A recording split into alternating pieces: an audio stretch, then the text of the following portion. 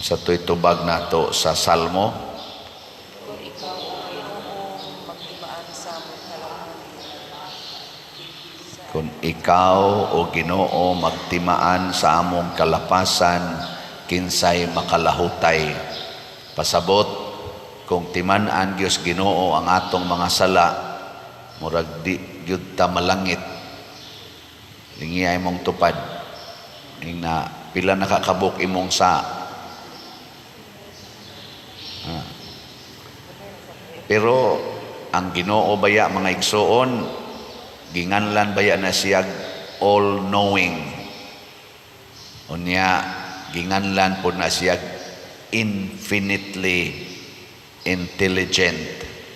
So pasabot, why makaikyas sa iyang huna-huna na timan-an niya tanan. Hastagong atong buhok, iya gud nang giihap. Pasabot, why buhat nato maayo og dautan nga dili niya mahinumduman. Mao bitan nang inig-atubang nato sa Ginoo, di gid ta kareklamo kay iya mang ipakita nato ang atong tanan nga nabuhat maayo o dautan. Muna kita igo ra gitang muhangyo, Lord, kaluy in taon ako. Nakaron bisan ang Ginoo og nakatimaan, nahibalo sa tanan natong binuhatan, makita og dili makita sa mata sa tao, mihimo siya murag gitawag natog prinsipyo aron ta maluwas. Niya sa unang pagbasa, sulat ni basahon ni Propeta Ezekiel chapter 18, timan-e gini ninyo. Ako mao sa niya akong gitiman-an, bugo magyud ko aning pagtimaan ani mga bersikulos Bible, pero kanigi akong gitiman-an, usa ni sa akong gitiman-an Ezekiel chapter 18. Gisulti dinhi sa Ginoo, ang taong makasasala kung maghimog maayo og mubiya sa iyang mga sala, iyang tagaan og kinabuhi. Pasabot, pasayloon og kalimtan na niya ang tanang mga sala ni anang tawhana og malangit siya. Nya iya sang gibutang diri, apan kun ang taong matarong magbuhat og sala, matud pa niya diri, dili na gayud hinumduman ang mga matarong niyang buhat, busa mamatay siya. Pasabot, ibanlod sa impyerno. Mao ni atong bantayan. Ang Ginoo isa, sige, nihangyo man mo nga di ko magtimaan sa inyong buhat.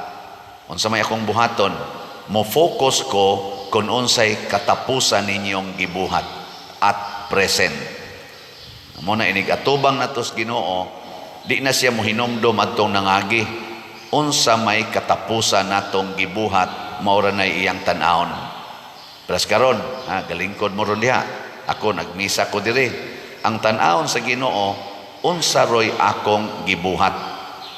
Di na siya mohuna-huna, kaning tawhana nakatabang ni kapilinya, nagsulisit ni atong daghan kayong mga panginhanglan. Di na nahinumdumas Ginoo. Ang hinumdumas Ginoo karon. Gi ko na be, lingay mong tupad ing na karong orasa unsa man ka buotan o buangon. Karon ba karong orasa? O buotan ka, congratulations. Ay nalang pagunahon na sa sunod oras. Karon yun. Karon kay maumaroy present. Future pa man na, alas 10, alas 12, alas 2 hapon, gitawag pa nag future time. O may siguro maabot pa ka dito. Karon, mo na importante.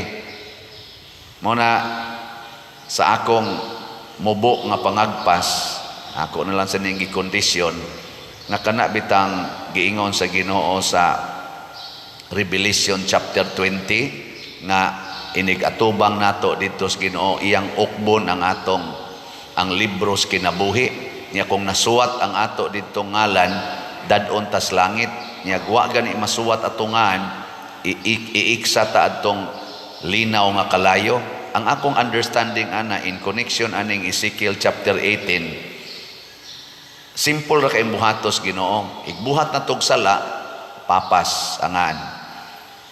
Inighimo na tog matarong, masuwat na sa datungan. Inig kamatay nato kung ang katapusan natong gibuhat matarong ang atungan nasuwat dito. Muna inig atubang nato dito sukmanan, inig ukab to ang atungan. Pras karon simba man ta.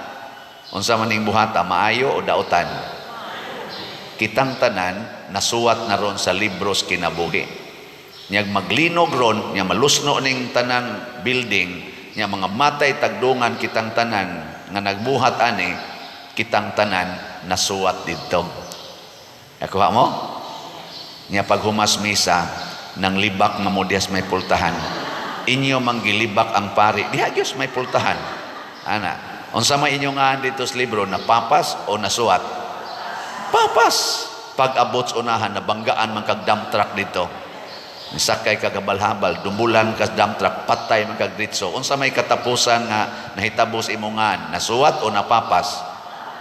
Kana mo na simple na kong analysis.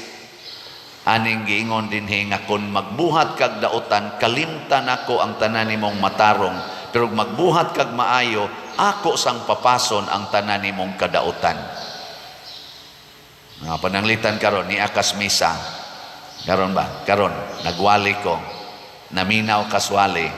Ana, no? Naminaw ka wa? Manya. Unsa may imongan ron nasuwat wa? Pag ingos pari nga pamalit mog slot, wa man ka mosugot, ingaw man ka di ko mo palit. Unsa man imongan nasuwat wa? Pero na kay daghang kwarta ha? Na kay daghang kwarta niya. Pila ragon nang naang slot nga ang SBF dag 500 niya ang kanang kuan HDS HN atong special slot 200. So 700 tanan. Na kay 7,000 sa imong pitaka. Sa imo ra nang pitaka pero tuwa pa dito 1 million sa imong bangko. Nya di gyud ka mo palit. Sige baligya oy. Ana ang imong unahuna ba? Pero simba ka. Unsa man, napapas ka o nasuwat? Mayaw, nahibaw mo. Ingon anak ra na siya. Pananglitan ron, usa ka kaasawa, nisimba ka, ang imong ngan, napapas, nasuwat. Pero wap ang mauli ang imong bana, tuas iyang kabit. Unsa man tong imong bana, nasuwat tong iyang ngan o napapas? Karon dinhi ka sa simbahan pagdayon nimong kalawat nakahuna-huna man kang ang imo daing bana tuas iyang kabit naglagot man kag maayos kabit. Unsa man nasuwat pa ka napapas? Oh tanawa kay mao dayo. So unsa may imong buhaton? Matod pa ni Kristo inigdan nimo sa imong halad ngadto sa Ginoo na hinumdom ka nga naay nasilo nimo or ikaw nasilo ka biyai usa nang imong halad. Balika o sa to ditong imong gikasiluan pasabot sa imong huna-huna o sa imong kasing-kasing pasaylua siya pakig-uli niya diha sa imong huna-huna o kasing-kasing aron inigduol nimo sa Ginoo sa pagpadayon nimo sa misa ang imong pagsimba madawat.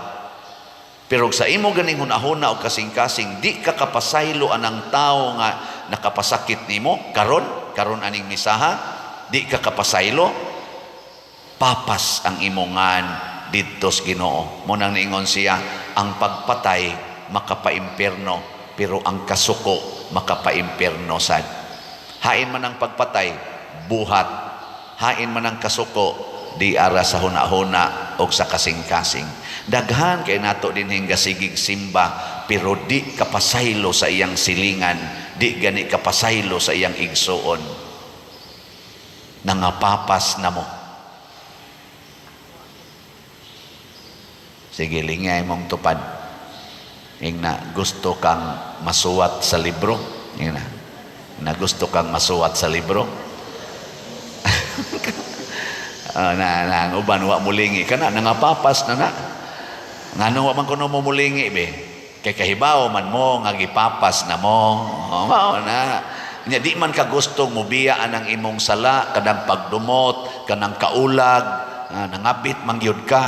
Di man ka mobiyaan na imong kabit. Nya sige man kag kural anang agianan sa imong silingan, bisag ingnon ka iatras ng imong kural para makaagi imong silingan, di man gid nimo gubon, pero sige kag simba, wa nay kapuslanan ang imong pagsimba, kay daw kay kastanan, daw kay kag yuta.